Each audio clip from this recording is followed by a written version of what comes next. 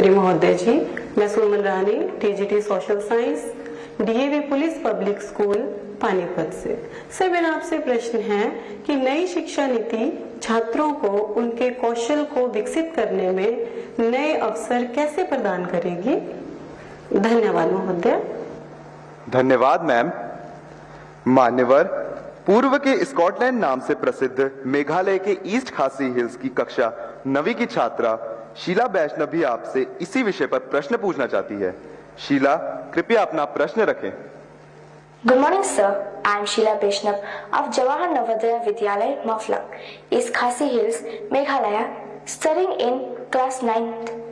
My question to Honorable Prime Minister is how provisions of National Education Policy will empower students' lives in particular and society in general and pave way for Naya Bharat.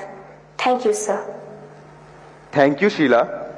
श्रद्धेय प्रधानमंत्री जी, नई शिक्षा नीति को ध्यान में रखते हुए इस तरह के कई और भी सवाल देश भर से प्राप्त हुए हैं, जिनमें विद्यार्थियों ने यह अभिव्यक्त किया है कि हमारी रुचि कुछ और होती है, हम विषय कोई और पढ़ रहे होते हैं। ऐसी स्थिति में क्या करें? कृपया मार्गदर्शन कर कृतार्थ करें। जरा गंभीर प्रकार का सवाल पूछा है और इतने कम समय में उसका पूरा विस्तार से जवाब देना भी कठिन है। पहली बात तो है, ये न्यू एजुकेशन पॉलिसी के बजाय हम ये कहें ये नेशनल एजुकेशन पॉलिसी है, एनईपी। कुछ लोग एन को न्यू कहते हैं, एक्चुअली ये नेशनल एजुकेशन पॉलिसी है। और मुझे अच्छा लगा कि आपने पूछा, शायद दुनिया में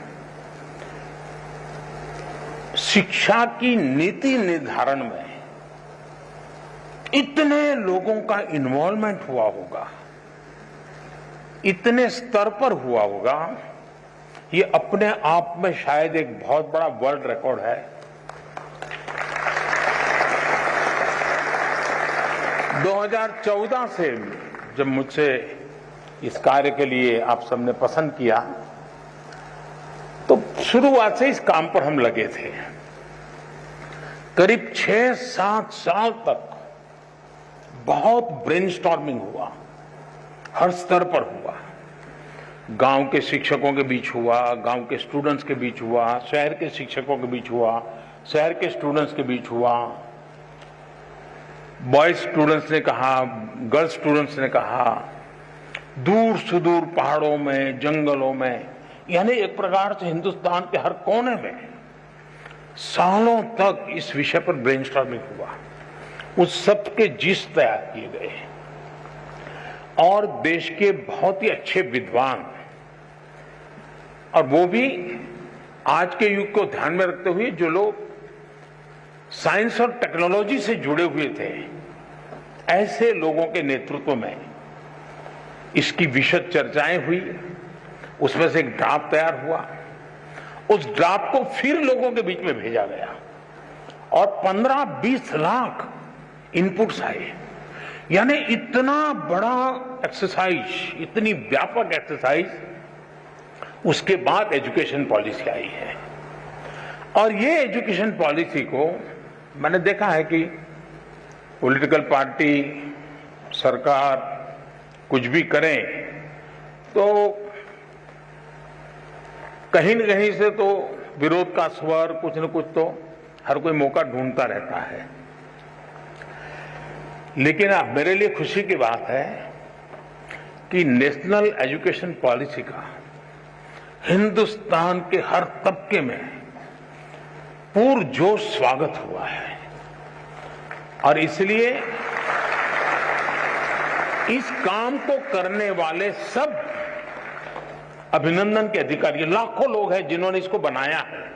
ये सरकार ने नहीं बनाया है, देश के नागरिकों ने बनाया है, देश के विद्यार्थियों ने बनाया है, देश के टीचर्स ने बनाया है और देश के भविष्य के लिए बनाया है।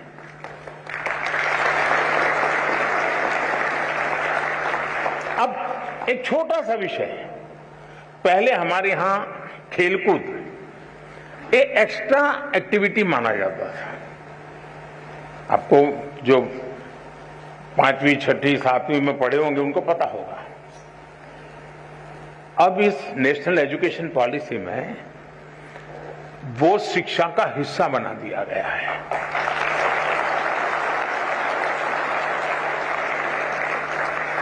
यानी खेलकूद खेलना खिलने के लिए बहुत अनिवार्य होता है।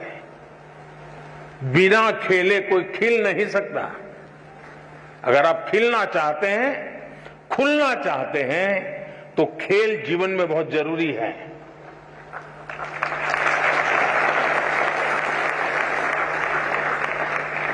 टीम स्पिरिट आता है, साहस आता है,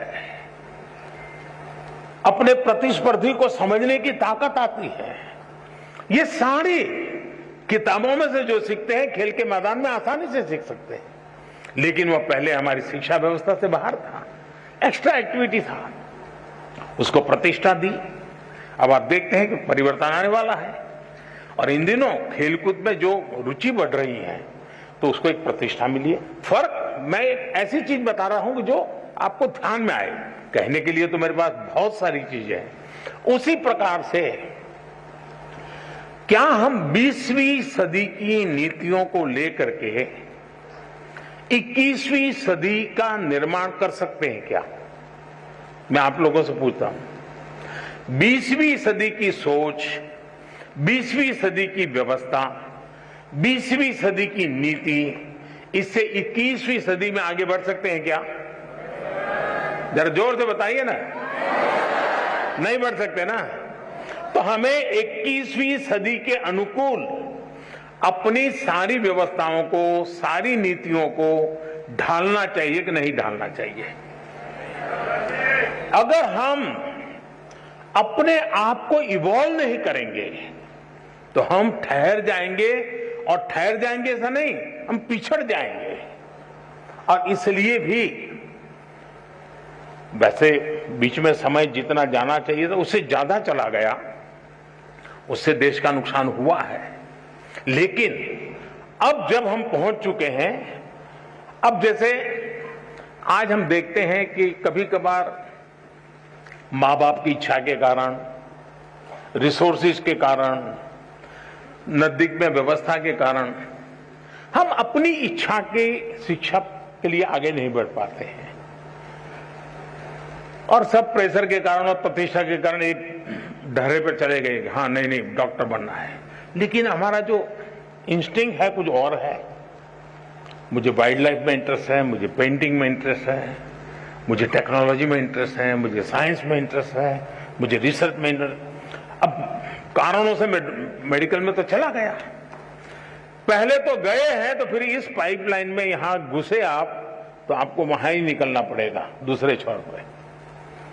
अब हमने कह दिया ऐसा जरूरी नहीं है कि आप प्रवेश कर लिया, लेकिन 1 साल 2 साल के बाद लगा कि नहीं भाई मेरा रास्ता ये नहीं है, मेरा तो मिजाज वो है, मैं वहां जाना चाहता हूं।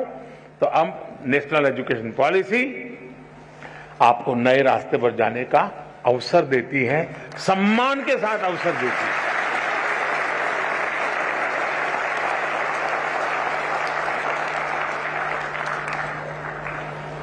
आज हम जानते हैं पूरी दुनिया में स्किल का महात्म्य बहुत बढ़ गया है।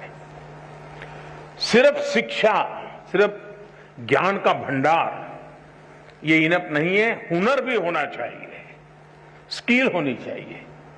अब इसको हमने सिलेबस का हिस्सा बनाया है ताकि उसका पूर्ण विकास के लिए उसको खुद को अवसर मिल जाए।